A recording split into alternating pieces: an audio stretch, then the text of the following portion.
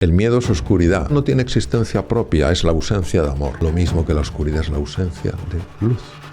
¿Cómo lo sabemos? Porque en el momento en el que tú pones luz, ¿dónde está la oscuridad? Nos pasamos la vida luchando contra la oscuridad. Lo que hay que hacer es llevar luz. Doctor Mario Alonso Puig. Don Mario Alonso Puig, pide un aplauso para el doctor Puig. ¿Existe la fórmula de la felicidad? Soy Mario Alonso Puig. El doctor Mario Alonso Puig, especialista con 26 años de ejercicio en cirugía general y del aparato digestivo, experto en el mundo de la inteligencia y la cognición humana, conferenciante y escritor. Es fellow en cirugía por la Universidad de Harvard, miembro del Club Harvard España. Ha dedicado gran parte de su vida a explorar el impacto que tienen los procesos mentales en el despliegue de nuestros talentos y en los niveles de salud, de energía y de bienestar. ¿Quién soy? Porque si tú descubres quién eres, sabrás perfectamente de dónde vienes.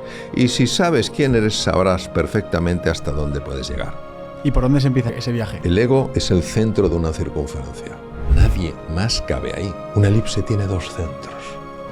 Tú y yo. Fíjate, no he tenido que desaparecer yo para que entres tú. Hay un espacio para los dos. ¿Y qué sucede ahí? En nosotros. La única manera de acabar con el estrés en tu vida es oliendo las margaritas por las raíces. Es decir, estás bajo tierra. Porque el estrés es lo que nos ha mantenido vivos a lo largo de toda la evolución humana. ¿Crees que es correcto perseguir la felicidad? Yo creo que es absurdo perseguir la felicidad, porque es como si yo persiguiera mis ojos. Pues ya los tengo. Si nuestro ser es amor, entonces ya somos felices. La pregunta es, ¿por qué no lo vivimos? Porque le hemos dado la espalda al amor. ¿Tú, Mario, crees en Dios? Me sucedió algo que no se puede escribir con palabras. Lo que necesitamos es recordar quiénes somos. Porque de las tres grandes preguntas de dónde vengo, quién soy y a dónde voy, sin ninguna duda, por lo menos para mí, la más importante es ¿quién soy? Porque si tú descubres quién eres, sabrás perfectamente de dónde vienes. Y si sabes quién eres, sabrás perfectamente hasta dónde puedes llegar. ¿Y por dónde se empieza ese viaje? Pues ese viaje se empieza, Sergio, dejando de hacer lo que estamos haciendo como si fuera normal y no lo es, que es juzgarnos y juzgar. Todo juicio es congelar toda la longitud de una película en un fotograma. Cometes un error y dices, soy un fracasado. Comete una persona un error, no la perdonaré nunca. A ver, ¿quién no comete errores? ¿Quién no tiene fallos? Entonces, lo primero es dejar de juzgar. Y uno dice, si dejo de juzgar, ¿qué me queda? Te queda preguntar, observar y escuchar. ¿Qué es lo que hacemos cuando somos chiquitines? Pero enseguida aprendemos el modelo de enjuiciamiento del mundo. Y todos sabemos que cuando nos sentimos enjuiciados no nos gusta nada. Porque entonces no somos como nos gustaría ser, no tenemos la tranquilidad de ser quienes en realidad somos. Entonces, eso en primer lugar, es decir, reducir radicalmente nuestra tendencia a juzgar. Y reconocer, como decía el gran sabio Sócrates, lo poco que sabemos. Si la persona que transformó el saber de todo Occidente, que fue Sócrates, porque sin Sócrates no habría habido un Platón, sin un Platón no habría habido un Aristóteles. Aristóteles se pasó 20 años en la academia de Platón. Y si este hombre extraordinario, que no temía la muerte y que cuando se tomó la copa de cicuta por esa sentencia abrumadoramente vergonzosa del Senado de Atenas, se tomó esa copa de cicuta, el propio verdugo que se la administró lloró al ver la entereza de este hombre. Si este hombre decía que apenas sabía nada, ¿qué vamos a decir al resto? Entonces, esta posición radical de humildad es fundamental para poder aprender. Entonces, dejar de juzgar, o por lo menos entrenarnos en juzgar menos. Segundo, ser humildes. Ser humildes es abrirnos a que todo el mundo nos puede enseñar.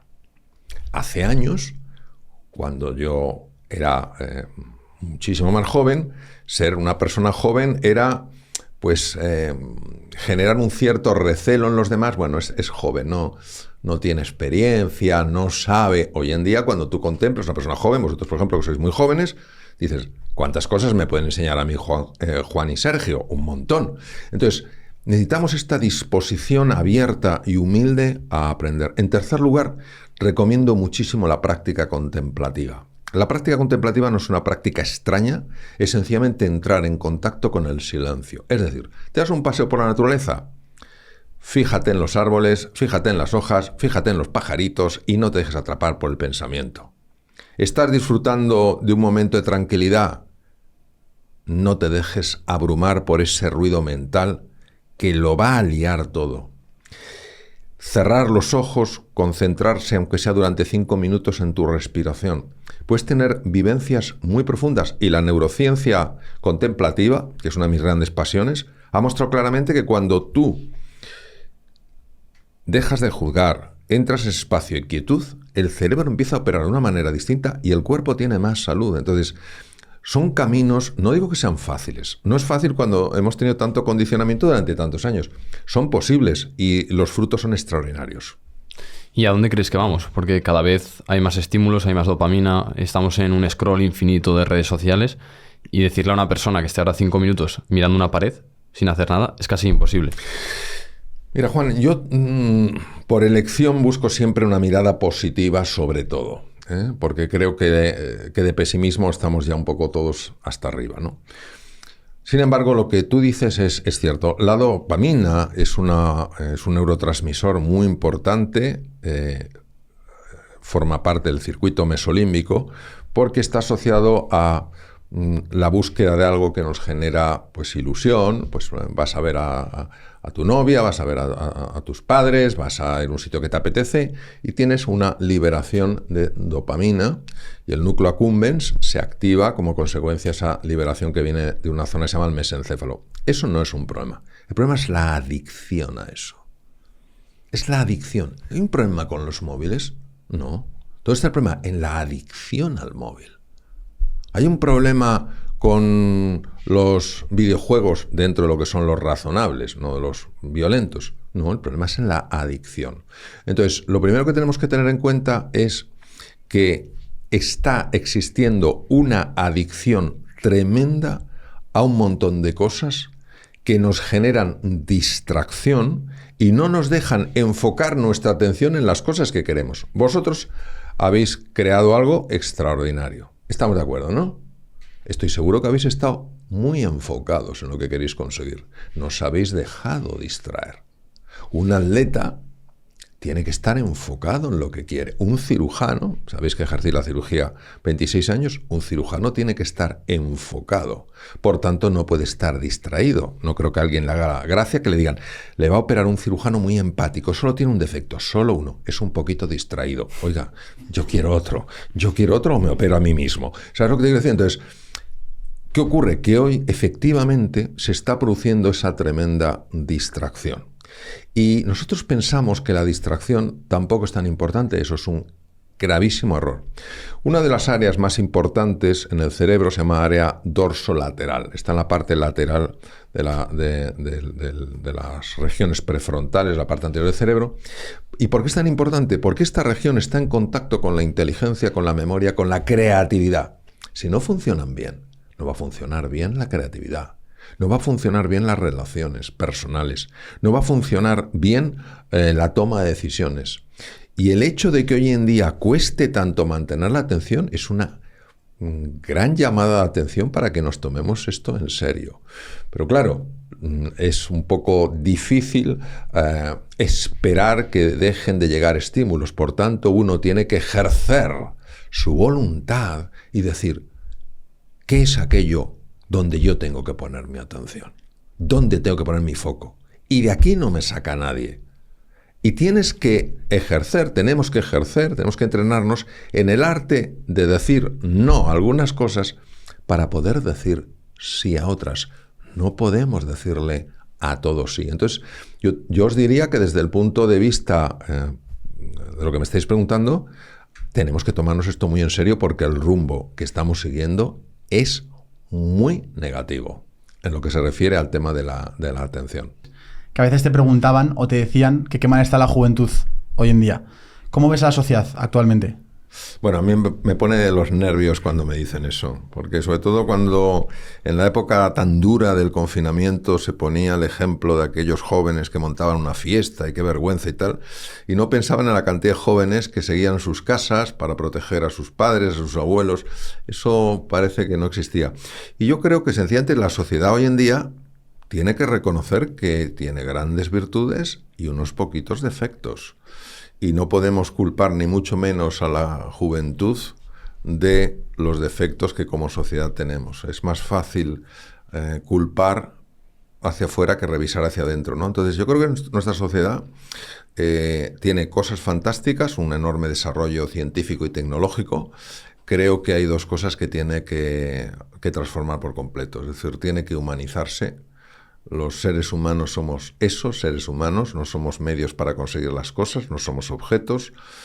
Y luego tiene que recuperar, desde mi punto de vista, un sentido de la trascendencia. Es decir, el ser capaz de tener esa mirada ancha, profunda y con alcance que nos permite por lo menos intuir realidades más profundas y bastante más hermosas, por cierto, desde mi propia experiencia, de las que muchas veces captan nuestros sentidos.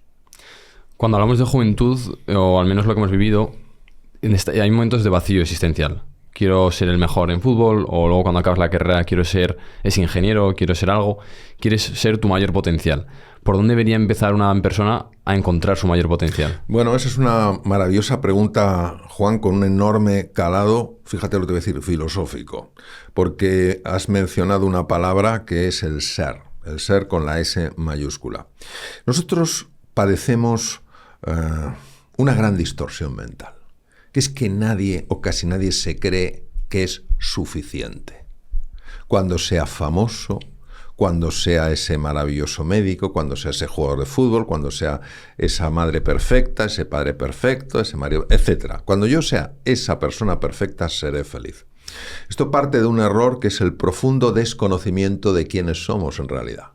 En nuestra esencia, en nuestro ser, en lo que nos define, somos ya perfectos. Nada de lo que hagamos puede devolvernos perfección a lo que es ya perfecto. Es como cuando ves una escultura y dices, es que es perfecta. O una pintura y dices, es que es perfecta. No tiene sentido añadirle nada porque es ridículo. ¿Qué ocurre? Que como nosotros estamos tan alejados de nuestro ser, de nuestra esencia, y es cierto que sentimos ese vacío, pensamos que hay que rellenar ese vacío. Y lo queremos rellenar con el tener. Tener poder, tener fama, tener dinero, tener reconocimiento, tener... ¿Y qué ocurre? Que genera distracción, es verdad, y genera bienestar subjetivo, el goce, los sentidos, pero no rellena ese vacío. Yo lo llevo diciendo mucho tiempo, los vacíos del ser no se rellenan con el tener. Entonces, ¿cómo puedes tú rellenar el vacío del ser? Sencillamente dándote cuenta de que tú eres todo lo que hay que ser. ¿Qué es entonces lo que hay que cambiar? Si ya soy todo lo que tengo que ser, tu forma de ser y de estar en el mundo. Es tu forma de ser, es tu personalidad.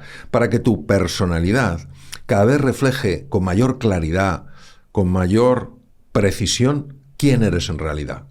Cuando una persona empieza a actuar, a hablar, a sentir desde el ser, es una persona mucho más cercana, mucho más humilde, mucho más emprendedora, mucho más creativa, mucho más tierna, mucho más compasiva, mucho más alegre, mucho más entusiasta. Entonces, en el fondo, desde mi punto de vista...